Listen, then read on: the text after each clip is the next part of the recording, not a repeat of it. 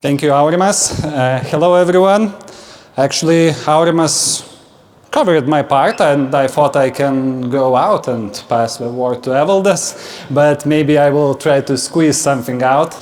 Okay, so my name is Saulius, and together with my colleague Evaldas, we are working in cybersecurity, in security operations, and Evaldas is lead of vulnerability management, and I'm representing incident response team and threat management team. And within threat management, we have small subdivision which is called cyber threat intelligence. And that's what my presentation is based on information, which is we are adding context on top of information, and that's how threat intelligence is made. And when I was preparing the slides, I thought kind of topic is about war in Ukraine, but kind of cyber war, and I thought people might ask, hey Saulius, why it is important? You know, people are dying and kind of war is going on, and you are talking about some geekish stuff and cyber things and so on. But in my slides, I will try to cover that, to tell why it is important. But first thing is that people were always fighting wars with the latest technologies, and now it seems like cyber time have arrived, and we do have a couple of guys, couple of APT, Advanced Persistent Threat Groups, fighting here, not here, on the internet. Some of them supporting Ukraine, some of them supporting Russia or are from Russia. And Advanced Persistent Threat Group means that all the three words have a meaning. They do use advanced techniques, they are quite long enough, they are persistent, and they pose some threats to organizations, government institutions, or just people like trying to steal money from people or whatever. So, and when war started, groups started to, let's say, choose sides. That's quite obvious that Russia groups are mainly from Russia, but as in a real war, Ukraine sides is covered from all over the world, let's say, and we will come back to a bit later about those groups. It's kind of a bit bigger, but I don't know if some of those names, I don't know, rings a bell for you. Maybe you might know Anonymous, maybe some from Russia groups, yeah, but talking about Russian groups, there are kind of structure. There are state-sponsored threat groups, meaning that they work for a country, and particularly for, let's say, Ministry of Defense, Federal Security Service, which is kind of successor of KGB, which you might know, and they do have quite interesting names, and some of them we were following for years, probably, I don't know. And some of them kind of arose just recently. But the interesting thing about this slide and everything is that there are some organized crime groups which are kind of, they are going for money. They are just trying to steal as much as they can. They ask for a ransom and so on. And when preparing these slides, I found a very, very interesting name, that Russia state-led crime. Meaning that those organized crime groups have a tight bonds with Federal Security Services, with Ministry of Defense and others. And some of their kind of leaks shows that they are in a constant dialogue, talking about the things, talking about, let's say, business. So, and you know, kind of ransomware business in Russia is legal. they can just ransom Russia organizations or businesses. Kind of, and that's it. They probably share some money with government, and that's it. That's how we roll. And there are some groups in this war from Belarus, but also working for Russia. But probably that's the most interesting thing is about organized crime. And what are the weapons? What are the modus operandi? Let's say so. First of all, Aurimas mentioned a couple of those already. There are wiper malware, which is purely destructive thing, like program which has one meaning: to destroy your computer, your system, server, whatever. And its purpose is not for have a foothold on your network or ask for a ransom for encrypted files or whatever. It's purely destructive, like I'm launching it and we will see how we will roll. DDoS attacks are quite cheap to launch, let's say, and if you have a larger botnet, as Russian groups have, then you can launch probably very, very nasty attacks, let's say. When going there, I thought about one example, and let me know how many of you have cash in your pocket. Okay, couple, yeah. Okay, so imagine the thing that all our major internet service providers would be attacked by DDoS attack. You know what it means for the country, how internet is everywhere. We even would not be able to pay for groceries in the shop, for example, and not talking about work or something. We in Danske, we reviewed business continuity procedures even for this kind of events. So it could be quite powerful. Hacking for defacements, it's kind of not so big thing, but hacking satellites, it's a quite kind of another nice thing of this war. On the first week of the war, I was traveling from Vilnius to Klaipėda, and I just looked at the ways, and my car was jumping like back and forth on the road, and I thought, oh, something with my phone. And then I read that there was hacks on satellites which were happening in Kaliningrad's Oblast, and that's why my car jumped. GPS signals were interrupted at some extent. Data exfiltration is another cool thing happening in this war. Both sides are exfiltrating, publishing each other's information, and kind of there are really interesting stuff, as I mentioned organized crime in a previous slide.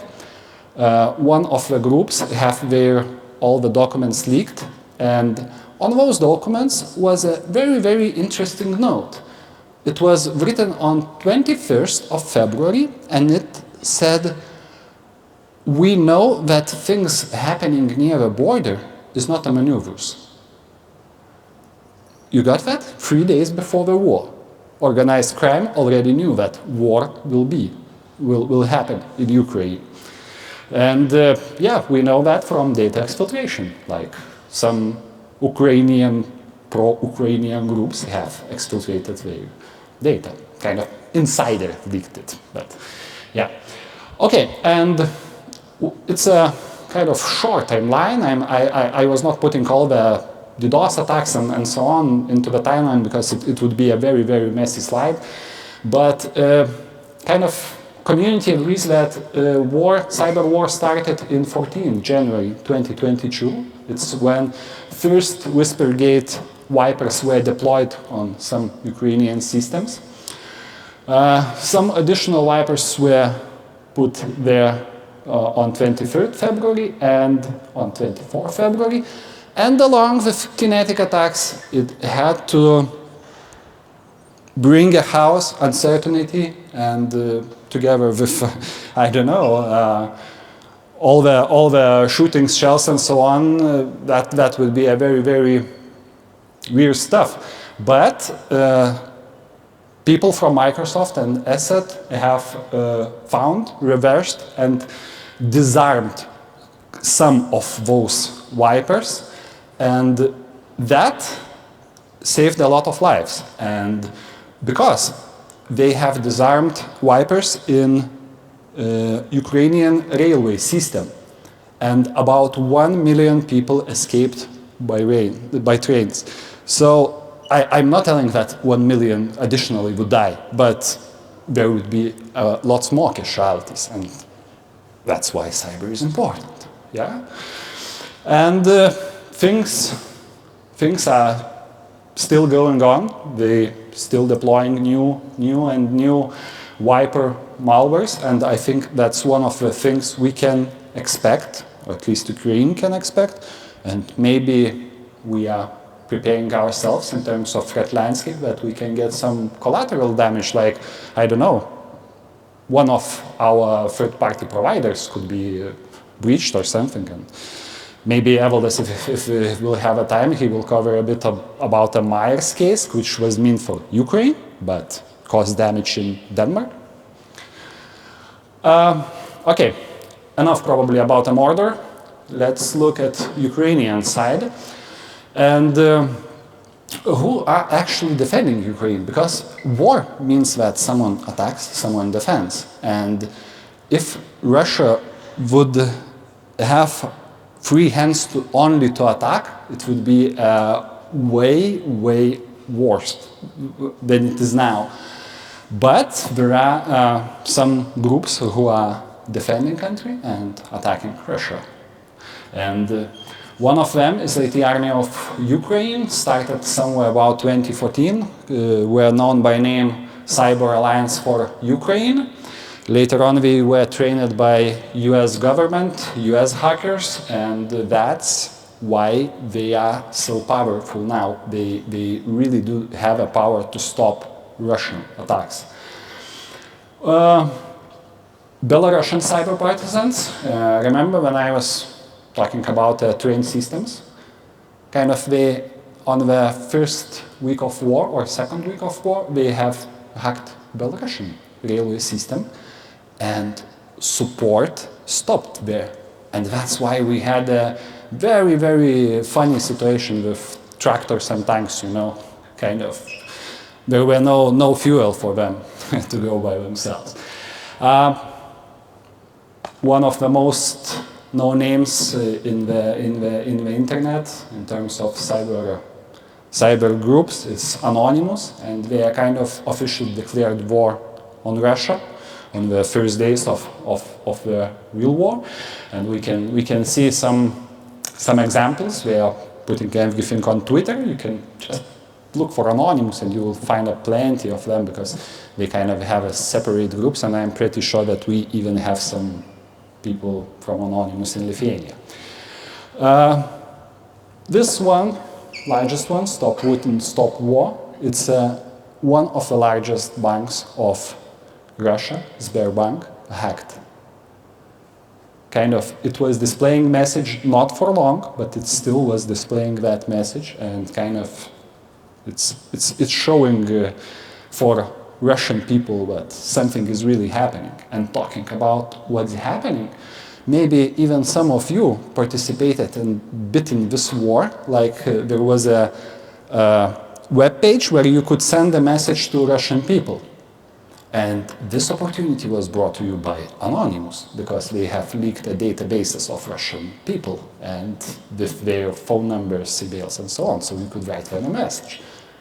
That's why cyber is important.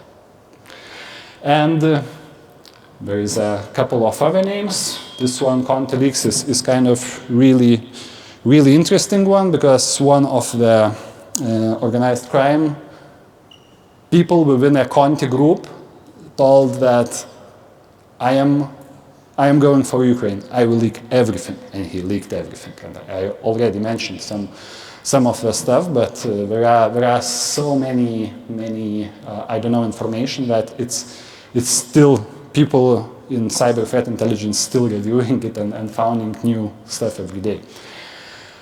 Okay, so threat landscape change for Ukraine, it's quite obvious, yeah. For Lithuania, I know that we had some collateral damage, but that's kind of disappeared somewhere between the real war news and kind of not a lot there, but we can find something. For financial sector, it really, really expanded our scope, what we need to look for, like you have seen all those pro-Russia groups, all the stuff. And we were following just a couple of them who were interested in financial sector, but now it looks like they are working all together. So kind of we had to expand our detections for their tactics and techniques and what they are using. And of course, with all the talks that Russia will be excluded from SWIFT, it was kind of interesting what they will do. Maybe they will attack SWIFT, and then all the banks will be affected by that, because if you have a proper attack, then you can stop all the, not all, but a lot of financial institutions from transferring money and so on. So we were expecting much more, and I'm happy that it didn't happen. Fingers crossed. And it will not happen, of course, I hope. So we had some, let's say examples in Nordics, and we also had a fundraiser for Ukraine, so we were expecting a kind of maybe DDoS attacks on us because of that, because we are supporting Ukraine, yeah. So, but it also didn't happen, but at least we prepared. We reviewed our procedures, we talked with our third-party providers, vendors, and so on, how we can defend ourselves in case something happens. So that's kind of what we did, and we are constantly looking for new stuff which comes out. So first of all the 0 days and vulnerabilities, which kind of, there are lots and lots of them, but that's probably where my colleague Evaldas will kick in, and please welcome, just some technical stuff. Hello, hello. So, hello everyone, and thanks Saulius, by the way, it was really interesting. I hope it was interesting for you too. And the situation is pretty scary because we have a regular war. In addition, there is a cyber war ongoing. And the natural question which comes to the majority of the organization is what to do? Is it time to panic? And I would say yes, in case you are not prepared. So what does it mean to be prepared? And here I will try to pick up a few things and examples which might help you and in relation to this geopolitical situation. And when we take a look at this physical war which is ongoing, so more or less bombs, rockets, bullets, shells, everything is happening within a localized area, which is limited more or less by the physical borders of the country. So in case of the cyber world, these borders are not so obvious. Therefore, the collateral damage can spread way beyond the borders. And actually, in 2017, the global shipping giant Myers was brought on its knees by NotPetya malware, which was basically designed to make life painful for your enemies and was destroying all their infrastructure. They had to install nearly everything from scratch. So that's why it is really important to understand your supply chains in case you have some connections directly to any of these countries, or your partners does have those. It would be a good idea to isolate the infrastructure so that the damage would be localized. But even without collateral damage, anytime you might become a direct target. And this could be a consequence of the political announcements or announcements made by top leadership of the company. Or even without these, the risk always exists of you that you're gonna be attacked. And basically, here we come into the topic, which is external attack surface management. But just before we agree on some terms, I would like to use an example. And let's all try to imagine that today, among us here, somewhere there is a malicious actor. Have you played that game, Among Us? We have an intruder here. So basically, right now, it's performing the reconnaissance, trying to understand how it would be possible to get into this building later today and steal potatoes from the canteen. Why not? Food prices are increasing. So I guess he can walk right straight away through the door. He can break the window with a brick. He can get into the basement and through the stairways come here. And all of these are possible attack vectors. The brick in the hand, that's an exploit, and basically the window or glass which breaks, that would be a vulnerability.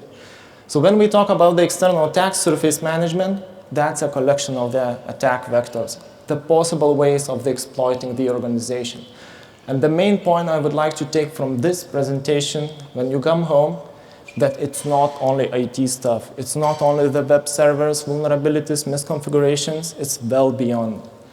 For example, what kind of information I would be able to collect about the company while surfing job ads on the LinkedIn? Would I be able to get information about what kind of firewalls being used, what kind of versions, what kind of frequently used software frameworks for the development? Or, for example, are you sure that yourself or your colleague wouldn't be clicking on the phishing links or would be resistant for SEO fraud attacks, for smishing, spear phishing, or even would you know if somebody tries to sell the information stolen from your company in the dark web? There are plenty of tools which could support you, but I would like to pay the attention to CISA Shields Up guidance. In case we have a chief security officer sitting here seeing this for the first time, my recommendation would be to start from here. And CISA is the organization responsible for cyber and infrastructure security in the US, and basically what they say is a law for the government institutions in the US. And the main thing I would like to pick up from that guidance is that you should be expecting that sooner or later a damaging cyber event will happen. You shouldn't be focusing only on the preparing stuff, so that limiting the ability of it happening, but you need to be expecting.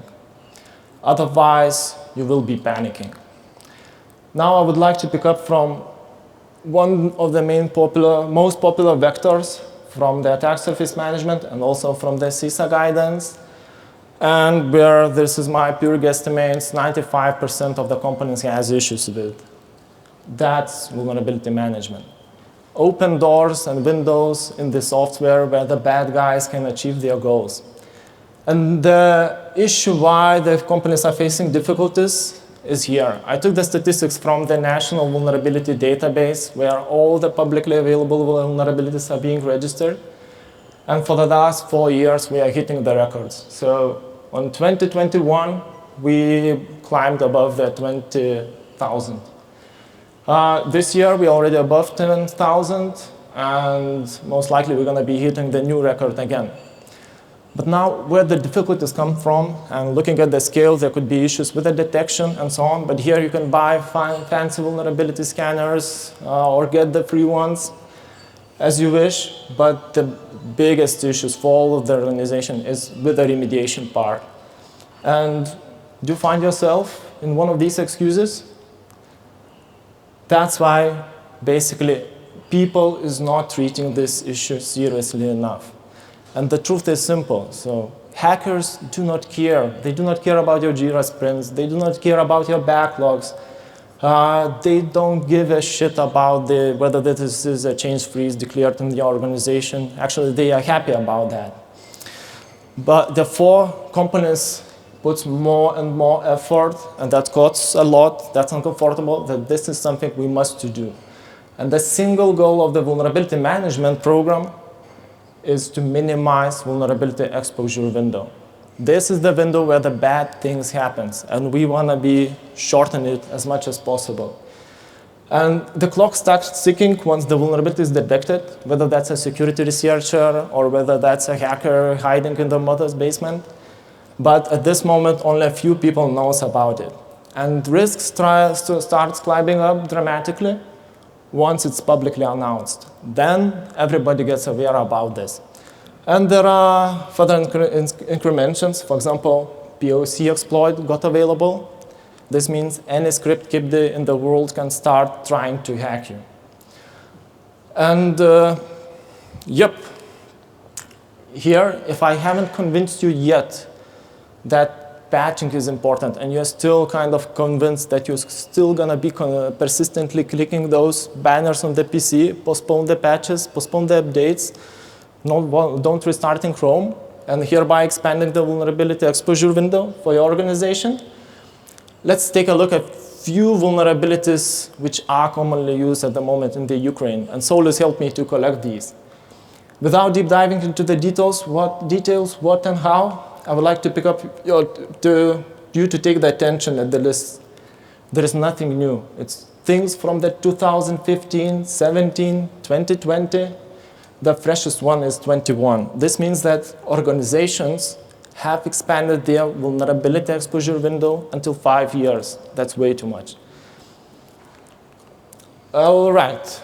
So if I still get time, I would like to pick up and deep dive a little bit in one example about the Myers case, which I mentioned at the beginning. They were accidentally hit by the NotPetya malware, which is the evil twin of the Petya.